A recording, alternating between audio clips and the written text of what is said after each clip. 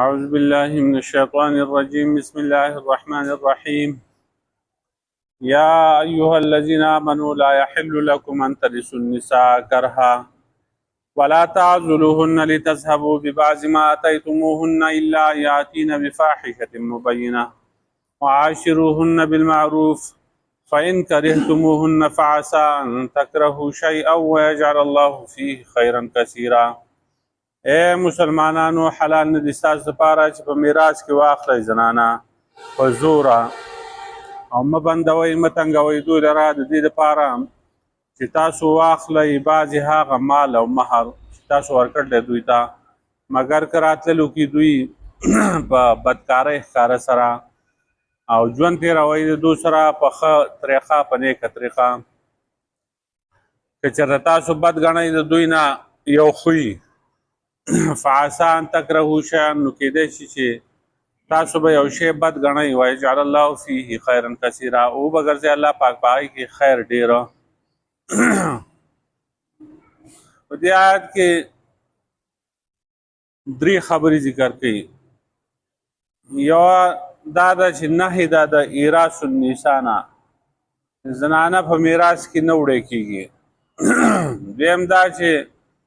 زنانه بندول او په هغو باندې تشدد کول د دې دپاره چې هغه ما سره خلع وکړي او زه ترې مال واپس واخلم د دې نه منع ده. دریم دا دی چې امر دی په ښه سلوک سره چې د زنانو سره ښه ژوند تېروئ ښه سلوک سره کوئ. رابط د مخکې سره دا دی چې مخکې آیت کې د میراث احکامات بیان شو نو دلته وایي چې مال په میراث کې وړی کېږي خو ښځه په میراث کې نه وړی کېږي.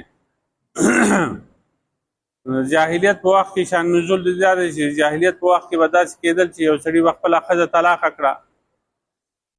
په هغې به یې دا شرط ولګوه چې زما د اجازت نه بغیر به بل ځای کې نکاح نه کوي. په هغې به بیا ګواهان ونیوله نو که بیا وروسته به دې ښځې دغه خاوند له څه شی ورکړه نو د نکاح اجازت به یې ورله ورکړو او که څه به یې ورنه کړل نو هغه ښځه به دغه شانتې د ژبې نه ژرنده وه ده به بل ځای کې پرېښودنه نکاح ته او په خپله خو به یې طلاقه کړوه. دویم شان نزول د دې دا دی چې مدینې منورې په خلقو کې د جاهلیت په زمانه کې د اسلام د ابتدا پورې دا رواج و چې کله به یو سړی مړ شو هغه کونډه به لاړه په منډه چېرته خپلو خپلوانو کره نو بچ به شوه خو که چېرته د دې مړي وارث په هغې باندې څه سازر یا څه شی واچو نو هغه به یې بس واک اختیار به یې د هغې د لاس نه وویسته نو بیا به د مړي چې کوم وارث و نو هغه به یې په نکاح باندې اخسته خو د مهر نه به یې محرومه کوله مهر به ورنه ورکړه یا به د مړي وارثانو بل چاته په نکاح باندې ورکړه خو مهر به یې ځان له اخسته هغه ښځې ته به یې مهر نه ورکو پیسې به یې ځان اخستې یا به یې دغسې پرېښوده یوازې چې غیر انساني سلوک به ورسره کو د دې دپاره چې دا مجبوره شي او کوم مهر چې د دې خاوند دې ته ورکړی دی هغه بیا واپس یې واخلي یا دا مړه شي او میراث یې واخلي واپسه.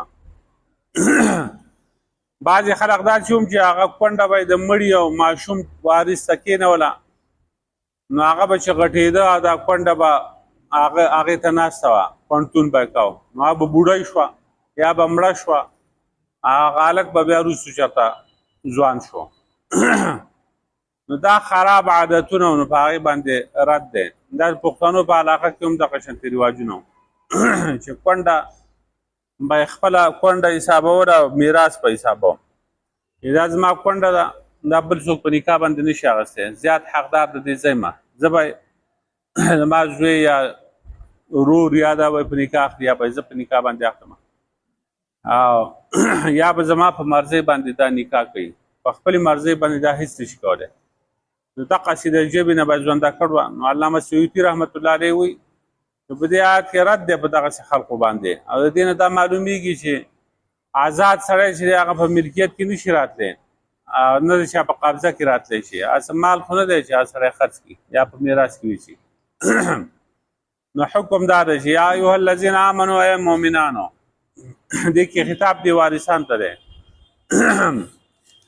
لا يحل لكم ان ترثوا النساء کرها، جایز نه دي تاسو لپاره، حلال نه دي تاسو لپاره چې په میراث کې واخلئ زنانه کرهن په زوره، چې ښځې تاسو ته په میراث کې پاتې شي په زور یې راټینګې کوي. دا مه کوئ. په میراث کې مال پاتې کېږي او ښځه نه پاتې کېږي. ښځه چې کونډه شوه د هغې بیا خپل اختیار دی چې کوم ځای کې هغه میړه کوي هغې ته اختیار دی، پلار کره کېني که په دغه خاندان کې چا سره نکاح کوي نو ټیک ده، که هغه خاندان کې نه کوي بل خاندان کې کوي ځي نو هغې ته اجازت دی که نه. دا خو چې خاوند مړ شو د هغې نه نکاح پورته شو،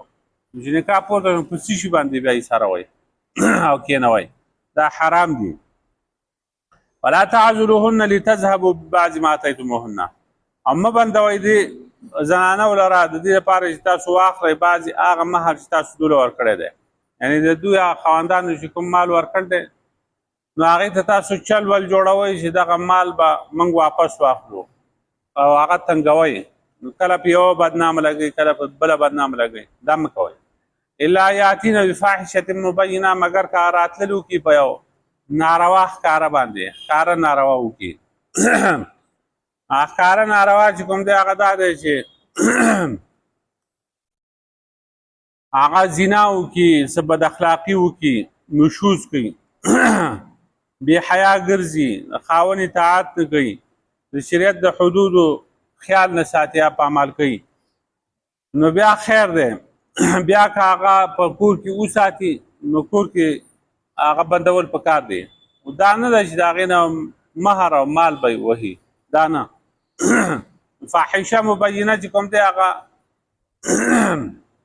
هغې ته ویلی کېږي چې د هغې قباحت ډېر زیات دی. هغه خبره چې خبرې غلطي کوي یا فعل د هغې خطا وي، زنا وغیره هغه کوي، نو که بیا بندوي نو دته اجازت شته.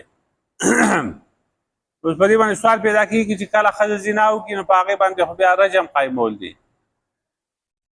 چې هغې له سنګسار ورکړی شي، نو خلع ورسره ولې کوي؟ نو جواب دا دی چې داسې کېږي چې په ښځه باندې ګواهان نه وي، خاوند ته پته وي، هغه ته پوره معلومات وي چې دا ښځه بدچله نه ده، هلته څلور ګواهان په هغې باندې نشته چې سزا ور ورکړی شي. نو اوس که دی ځان نانګاره کوي په دغه باندې او ده ته پته ده چې یاره دا بدچله نه ده، ده په خپله لیدل ده او خلع ورسره نه کوي، طلاق نه ورکوي، دا خو ډېره غلطه خبره ده. دوس دي ته دیوس دی. مخکې یو حدیث هم بیان شوی چې د هغه سړي دعا نه قبلېږي چې د هغه ښځه بچره نه وي او دی ورته طلاق نه ورکوي. نو په کار دا ده چې خلع ورسره وکړي، هغه مجبوره کړي په دې باندې چې مال پرېږدي او دی هغې له طلاق ورکړي. پاتې شو حد قایمول په هغې باندې رجم. نو رجم خو هغه د رجم خپلې تقاضې دي قانوني چې هغه نه وي پوره شوي، څلور ګواهان پرې نه وي راغلي، نو څنګه به رجم ورکړي؟ د هغې نه ښه دا نه ده چې پرېږدي دې ځان خپل کار وکړي. عاشروهن بالمعروف، تاسو سره ژوند تېروئ په ښه طریقه باندې، ښه ژوند ورسره تېروئ، په معمولي خبرو باندې د هغو سره نښلی مه. نو که یو خوی خصلت په هغوی کې ښه نه نو خیر دی، نور خوی خصلتونه په هغه ښځو کې ښه او په هغې کې یو شی به تاسو بد ګڼئ، الله پاک به په هغې کې ډېر خیر اچولی. حدیث کې هم دغه شی راځي چې لا یفرق مؤمن مؤمنة ان کره منها خلقا رضی منها آخره. یو سړی دی د خپلې ښځې یو مؤمن دی د مؤمنې ښځې سره بغض حسد نه کوي، که چېرته یو خوی د ده ښې نه شي نو بل خوی به یې د هغې خوښي، نو که یو غلطي پکې د هغې په ځای باندې نور چې کوم دی ښه دغه به یې د خویونه به یې په هغې کې، نو تعلقات دې ورسره صحیح ساتي.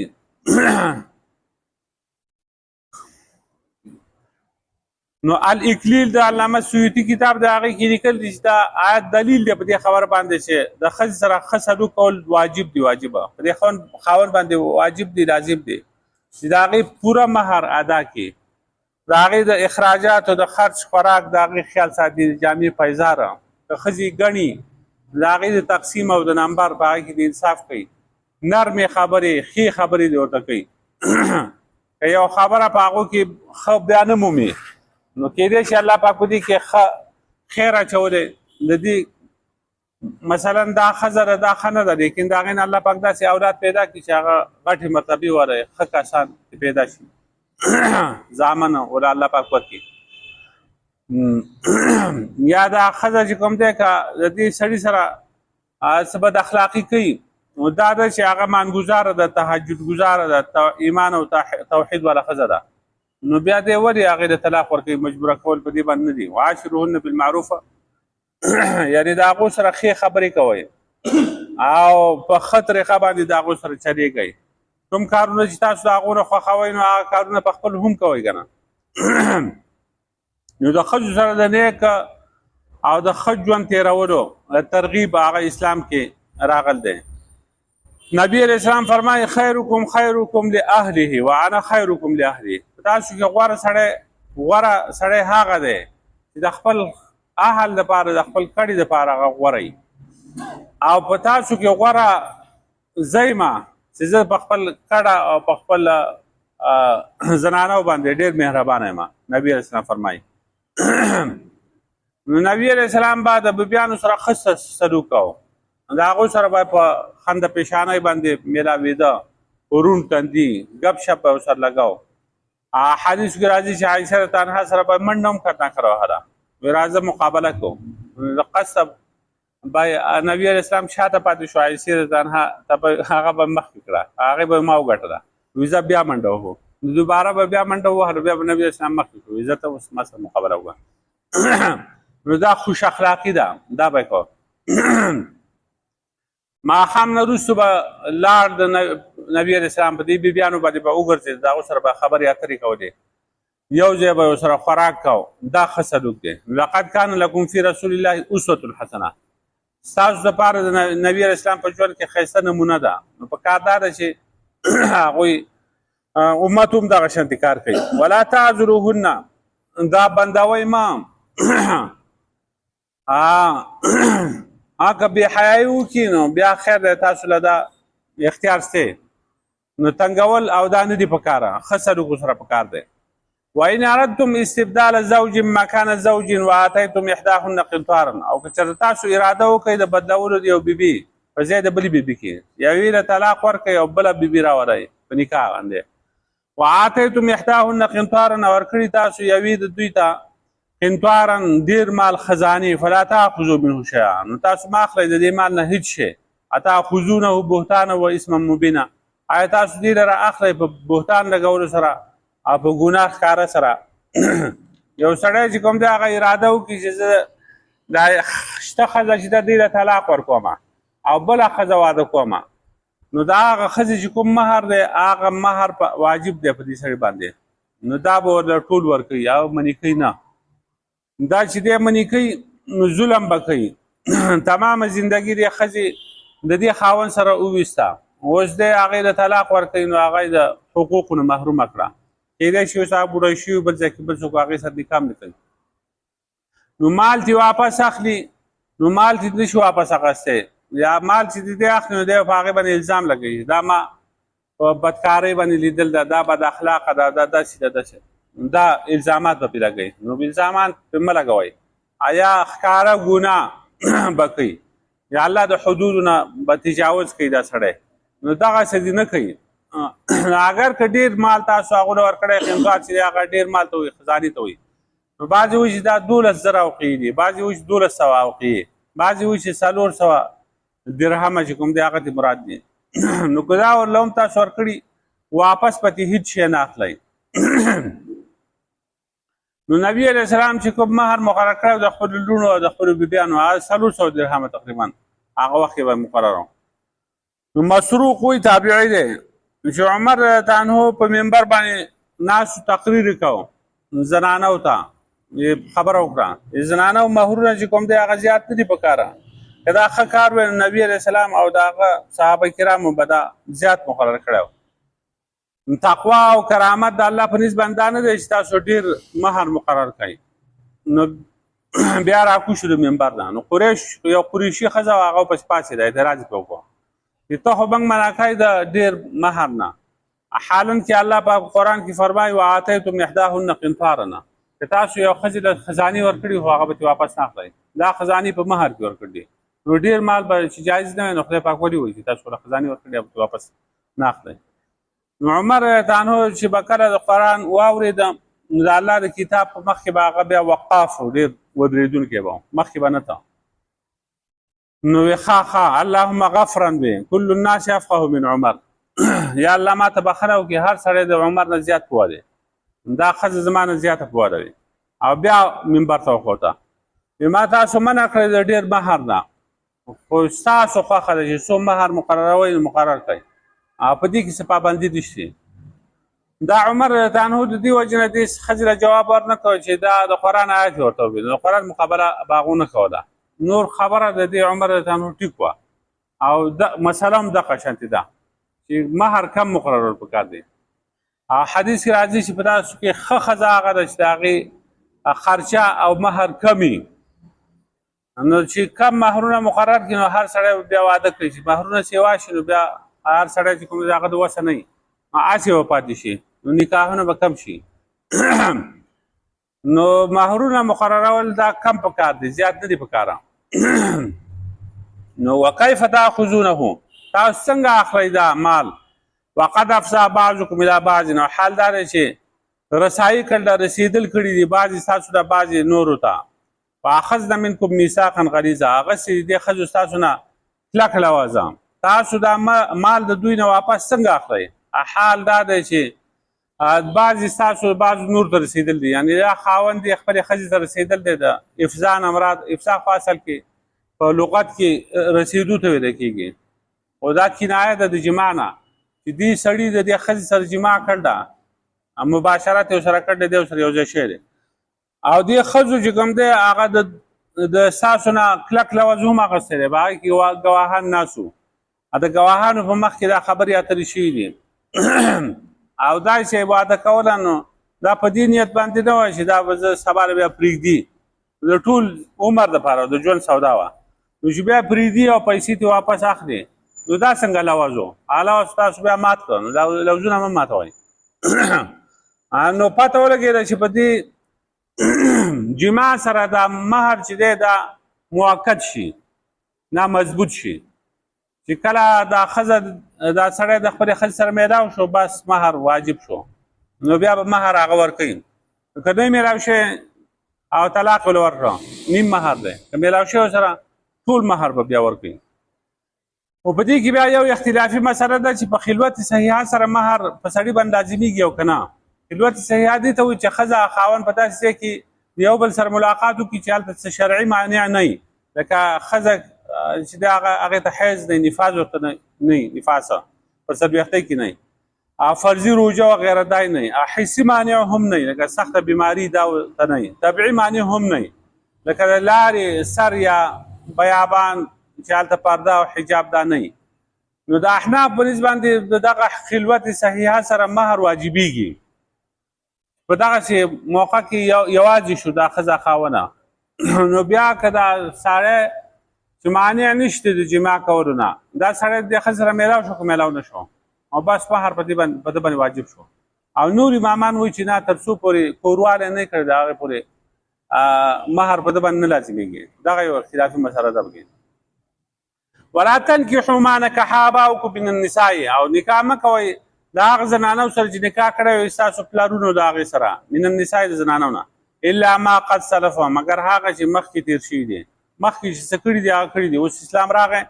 نو اسلام نه وروستو بیا دا کار نه دی پکاره چې د میرې مور سره سړی نکاح کوي یا د خپلې مور سره انه کان فاحشة ومقتا وساء سبیلا یقینا دا ډېره سخته بېحیایي ده ومقتا او سبب د غصې دی وساء سبیلا او دا ډېره بده لار ده. نو د دې نه د دې آیات نه چې کوم دی محرمات شروع شو هغه زنانه چې د هغو سره نکاح حرامي نو بعضې ښځې داسې دي چې د هغو سره نکاح چې کوم دی هغه حرام دی نو هغه بیا په درې قسمه دي دغه د نسب د وجې نه او د رضاعت د وجې نه د مساهرته د خیښۍ د وجې نه. نو د نسب د وجې نه لکه خور شوه مور شوه نیا شوه ورېره شوه قرضه وغیره رضاعت چې یو ماشوم چې دی د چاپۍ اوس کي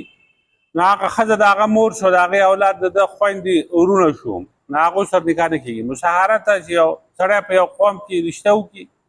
نو د هغې د هغه ښځې د مور سره نکاح نه کېږي، د هغې د خور سره چې هغه جمع کوي په یو نکاح کې خیري سره، دا نکاح نه کېږي. نو دا مختلف قسم دغه بیانوي. نو د مور سره هم نکاح نه کېږي نه. نو مور پلار چې ورسره نکاح کړی د هغې سره نکاح کوي نو یا خپله مور ده یا میره مور ده. نو میرې مور سره نکاح نه کېږي. مجوسو به دا چل کوو، هغو کې دا تمیز نه و، هغو به د لور او خور د مور او د دې ټولو سره نکاح جایز ګڼه. عرب چې کوم دی هغو کې هم دا بیماري پرته وه، هغو به هم دغه چل کوو، میرې مور سره د دې سره به نکاح کوو. نو ورته وایي چې ستاسو پلار د کومې ښځې سره نکاح کړی نو د هغې سره نکاح نه کېږي، هغه مه کوئ. نو دا آیات چې کوم دی د ابو قیس په باره کې نازل شوی دی رضی الله تعالی عنه. هغه چې کله وفات شو د هغه زوی قیس هغه وغوښته چې د پلار د ښځې سره نکاح وکړي، یعنې میره مور یې وه. هغې ورته وویل چې ته خو ما د زوی په شانتې ساتلی او ته په قوم کې ښه سړی، نو زه تا سره نکاح څنګه وکړم؟ زه د نبي علیه السلام تپوس کوم، مشوره ترې طرف کوم، نو که اجازت هغه راکړې بیا به زه تا سره نکاح وکړم.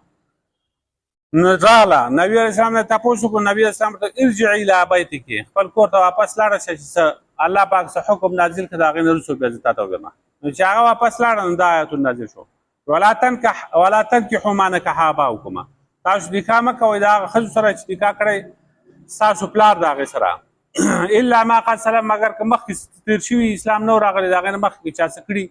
د میرې مور سره نکاح کړی یا د خور او د لور سره، هغه خبره تېره شوې ده، اوس دا حرام دي، بیا به نه کوئ. دا ډېره د بې حیایۍ خبره ده او ډېره د غوسې او ناکاره لار ده.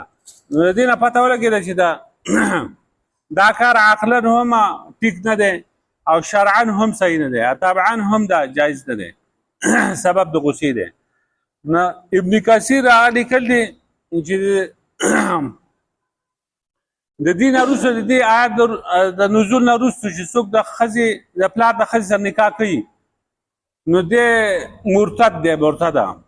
دی به وژلی کېږي، د ده مال چې کوم دی هغه بیت المال ته حواله کېږي. نبي علیه السلام برا ابن عازب رضی الله عنه تره هغه یو سړي پسې لیکلی وي ورشه هغه پلانکي سړي چې کوم دی د خپل د پلار د ښځې سره د میرې مور سره نکاح کړی، مړ کا مړې کا امال ترې واخله راوړه. نو که څوک دغسې کار کوي چې د میرې مور سره وغیره نکاح کوي نه مرتد دی، کافر دی او دی به وژلی کېږي، قتل د ده داروږي.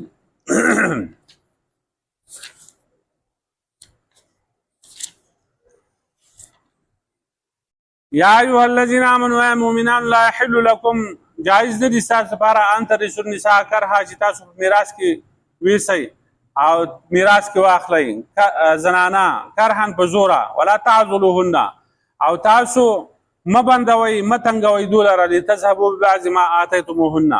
د دې لپاره چې واخلئ بعضې هغه مال چې تاسو دوی ته ورکړی دی، الا یاتین بفاحشة مبینه، مګر که راتللي وکړي دوی په یو بدکارۍ ښکاره سره، وعاشروهن بالمعروف، او ژوند تېروئ د دوی سره په نیکه طریقه، فإن کرهتموهن، که چېرته تاسو بد ګڼئ دوی لره، فعسى ان تکرهوا شیئا،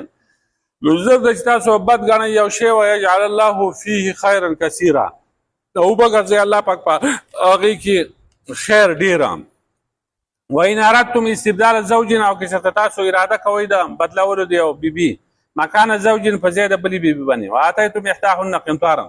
او ورکړی تاسو یوې د هغې ته خزانه، فلا تاخذوا منه شیئا، ما اخلئ د دغه مال نه هیڅ شی، اتاخذونه بهتانا و اسما مبینا، آیا تاسو اخلئ دا مال په بهتان لګولو سره په ګناه ښکاره سره، وکیف تاخذونه، تاسو څرنګې اخلئ دا مال، فقد افضى بعضکم الی بعض، او په هغې سره رسېدل کړي بعضې ستاسو بعضې نورو ته، واخذنا منکم میثاقا غلیظا، او اخیستي دي دې زنانو ستاسو نه لوزونه کلکه، ولا تنکحوا ما نکح آباؤکم، او نکاح مه کوئ د هغه زنانو سره چې نکاح کړی ستاسو پلرونو د هغې سره، الا ما قد سلف، مګر هغه چې مخکې تېر شوي دي، انه کان فاحشة، یقینا دا کار د بې حیایي دی، ومقتا او سبب د غوسې دی، وساء سبیلا، او ډېر ناکاره لار ده. ربنا ظلمنا انفسنا